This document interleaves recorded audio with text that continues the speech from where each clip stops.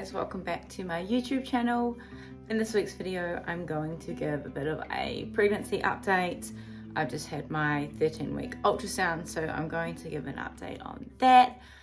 I've decided that I'm actually going to let slip the gender of our baby in this week's YouTube video.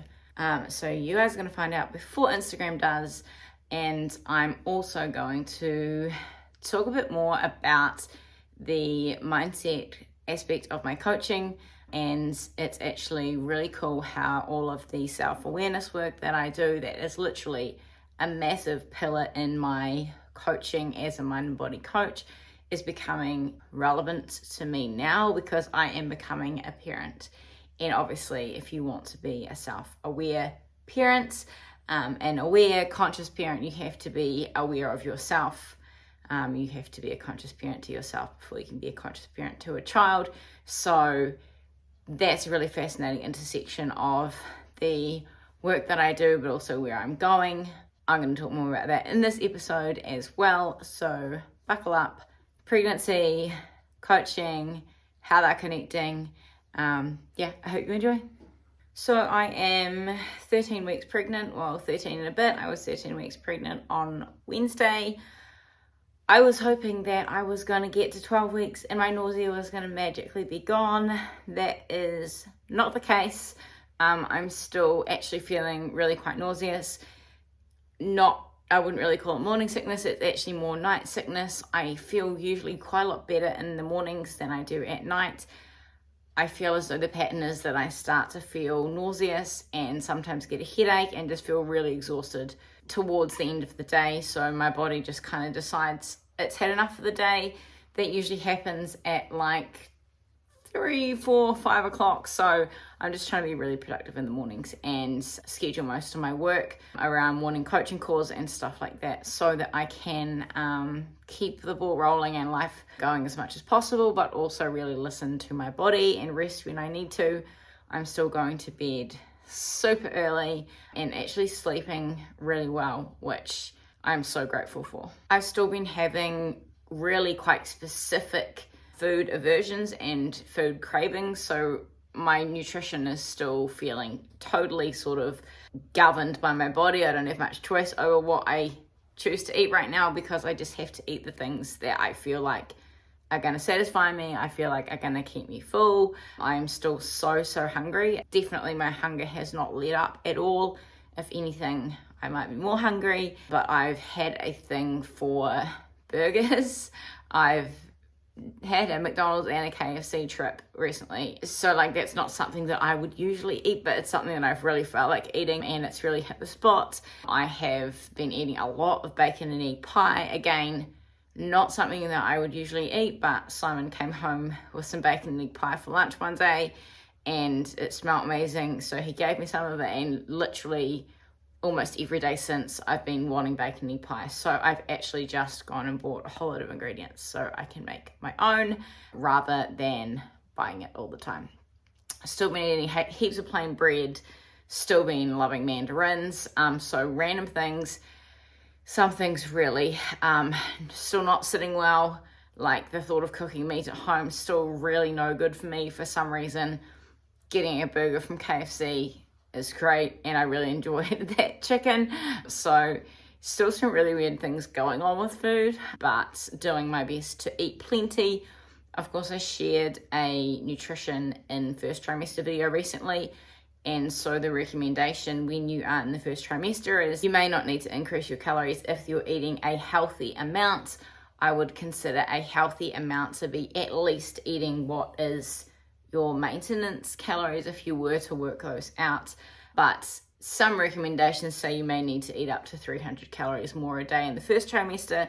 In the second trimester, that increases to 450 calories a day approximately that you would need to add. Again, if you're pregnant, I would be encouraging you to work out what your healthy maintenance calories would be, and you should be eating at least that many calories to support growing a baby. And then there's this increased requirement of, say, 0 to 300 calories extra in the first trimester and around 450 calories extra in the second trimester. So that is really me in terms of the nutrition side of things and how that's going for me going into my second trimester. I've still been going to the gym like between 4 and 6 times a week and feeling really good. Definitely a massive change in the way that I'm training and able to train, but I'm still getting really good quality workouts. I'm just making sure that they are adapted to slightly feeling like Humpty Dumpty. Like it definitely feels quite different. My belly has really popped out. I feel like in the last couple of days, heaps of my clients have been noticing it, and yeah, it's really quite obvious. So I would definitely will do some more bump photos for social media soon. So today we had my 13-week ultrasound, and when I shared about this on Instagram briefly on my story, I was calling baby it because I haven't shared publicly what the gender is. Of course, we did the NIPT testing at 10 to 12 weeks, so we do know the gender, and we are now going to wait to share that on Instagram for a few weeks. We want to get some special photos taken to share that for Instagram, but Simon is actually away for work for 3 weeks now, so he's away on a 3-week work stint right now in Nelson. I was going to say sunny Nelson, but it's actually torrentially raining up there right now and flooding. But he is working up there for 3 weeks, and then he'll be home for the weekend. He is actually going to be working away in that location for a lot of the rest of the year. Usually it would only be 2 weeks at a time. So it is pretty challenging for us doing 2 weeks apart, but I get him back for long weekends. And the great thing is that because I work online, I can take my work anywhere with me, and I may actually go and stay with him where he is working for like a couple of weeks at the beginning of the year. That's what I did when he was working in Christchurch. So we're going to be waiting to take some cool photos and share our gender announcement soon, but I had my scan today, and baby girl is looking perfect and is a wee girl, and it makes so much more sense to talk about the gender when I'm talking about the scan, because she is definitely going to take after her mum. She was dancing and twirling around. She had like her leg up by her head at one point and her arms up above her head like this. She was moving all around. All of the anatomy and everything, the sonographer said looks great, so she looks healthy. Heartbeat was really good. We got a wee video of her like wriggling around. I might try and put some of those into this video. I'm not that tech at editing though, so I'll see how I go, but it was so cool to have my scan today. And also today I had arrived the first little shopping haul I did of baby girl clothes. So yeah, really excited that we are welcoming a wee girl. If you are watching this video, you're going to know before it is publicly news anywhere else, but I want to share a bit more about it as the journey goes. And 3 weeks until Simon gets home seems like an awful long time when I am making YouTube videos every week. So that is our exciting news. I'm going to be a girl mum, and I'm really excited. So I'm going to talk a bit more now about self-awareness and the why behind working on yourself as a person. I'm so passionate about this area of work, and it is just continuing to expand in what I do. The work that I do covers the mind and the body. It's exercise, it's nutrition, but it's also the mindset work that ties it all together. And this work is so powerful because when you work on yourself, on your relationship with yourself, on how you treat your body, how you move it, how you fuel it, the way you nourish it, the way you understand your body and communicate with it, when you work on all of these things in your own relationship with yourself, it reflects positively in literally every single area of your life. Your relationships with other people, they are all based on you. Your relationship with your career, how much you enjoy your career, how that whole path of your life is going, depends so heavily on you as a person, right? When we are working on the mind and the body, we are asking questions like, how am I managing my life? How am I managing my stress? What is the quality of my thoughts? What are my behaviors like? Am I consciously creating my thoughts, my emotions, my behaviors? Or am I kind of being thrown through life, and is life happening to me? These are all such important questions to ask, because essentially you are creating the experience of your life based off this relationship that you have with yourself. That is, your interaction with life starts here.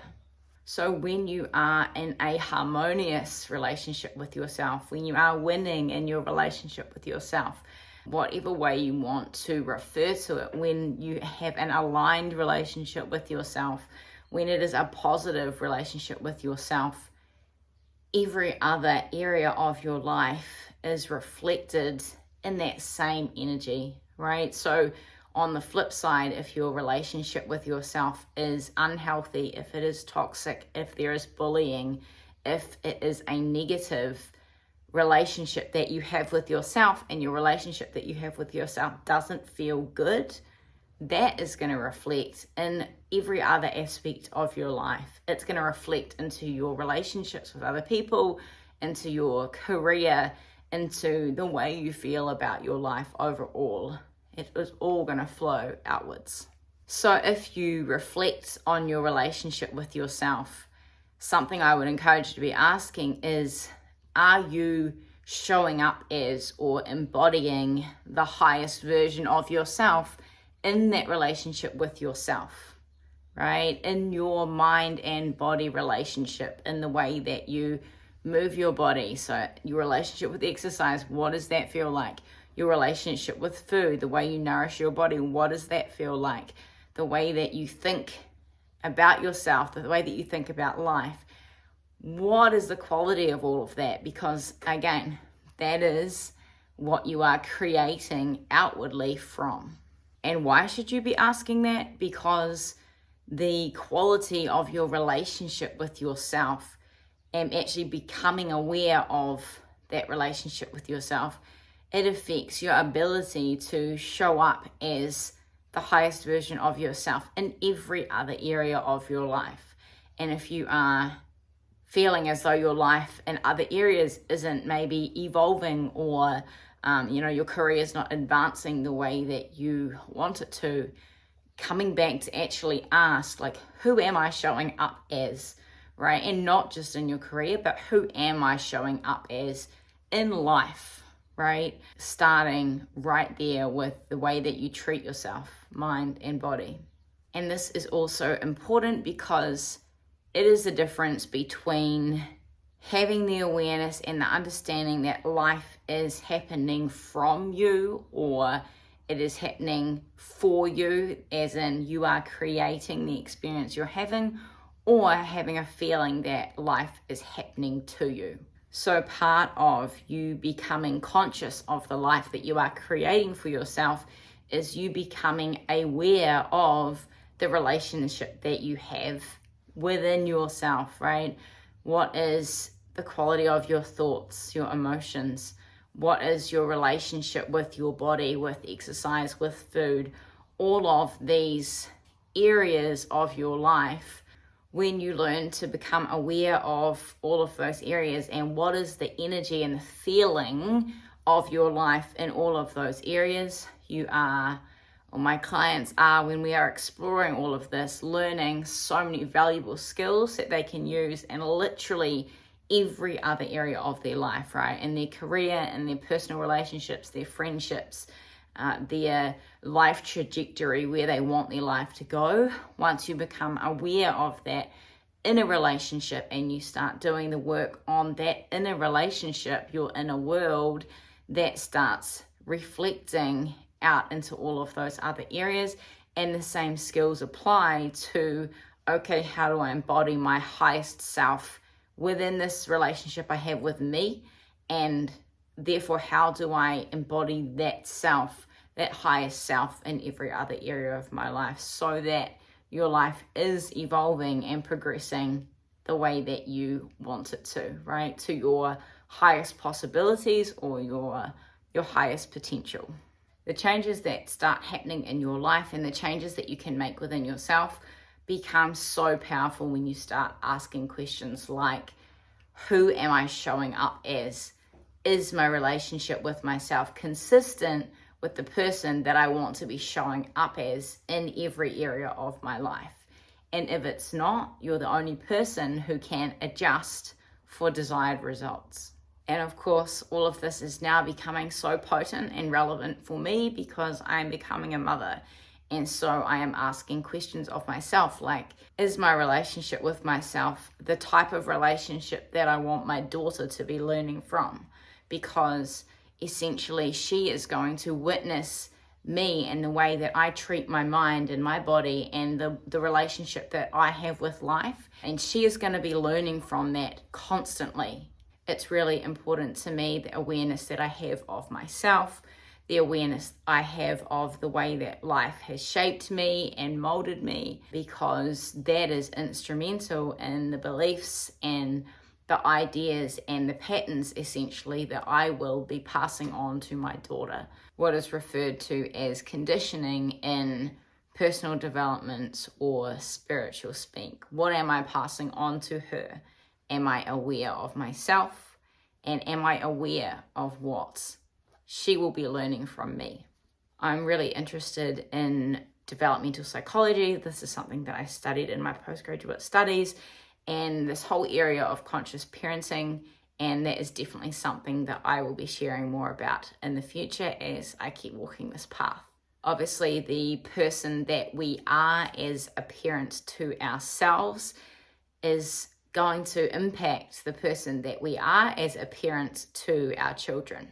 Or better put, if you want to be able to be a conscious parent to your children, you have to first know how to be a conscious parent to yourself.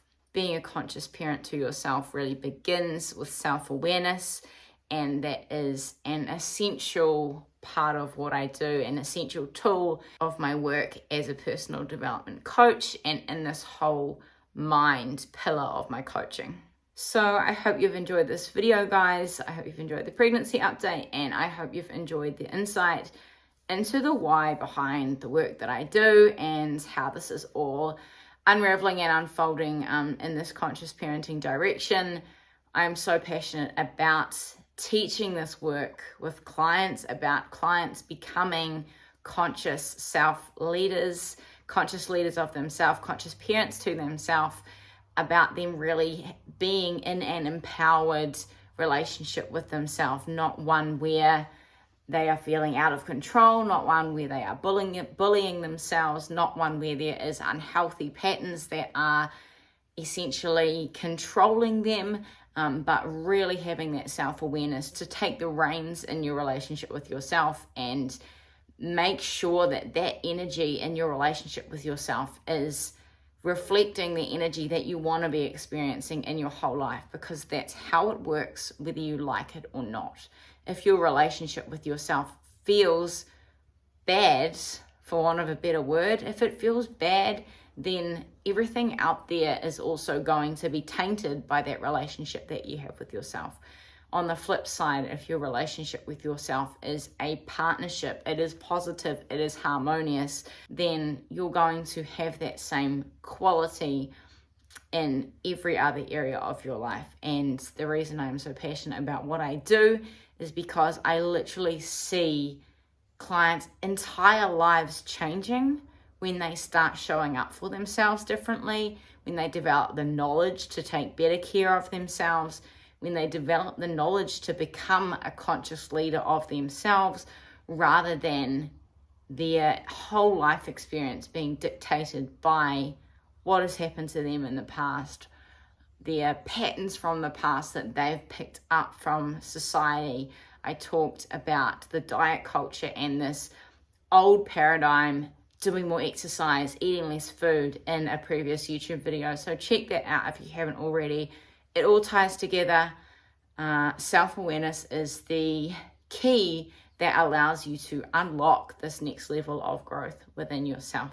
So way more on that to come. I hope you've enjoyed this video. I hope you've enjoyed the update. Let me know if you've got any questions about pregnancy, that whole side of my journey, about my work as a coach, about working with me, what's involved, You can always check out my website, shanajane.co.nz. Also, something exciting that I need to share. I will next week on Monday be launching my pregnancy project coaching package. This is a coaching support package for preconception, if you are trying to conceive, if you are anywhere throughout your pregnancy journey, the first, second, or third trimester, and postpartum. It is exercise, nutrition, and mindset coaching. It's that beautiful mind and body coaching blend. I am going to be providing support for women throughout this entire journey and doing that in conjunction with your primary healthcare provider so that you are able to move your body, nourish your body, take care of your body, and really evolve throughout the journey in the most positive and empowered way. I'm looking forward to it. Keep an eye out on my social media next week, and I will share more next week on my YouTube channel as well. Any questions, leave them below. Anything you want me to talk about in a future video, please leave a comment or reach out to me. All of my contact details are below as well. I hope you are doing well, and I hope you've had a great week, and I will see you guys next time.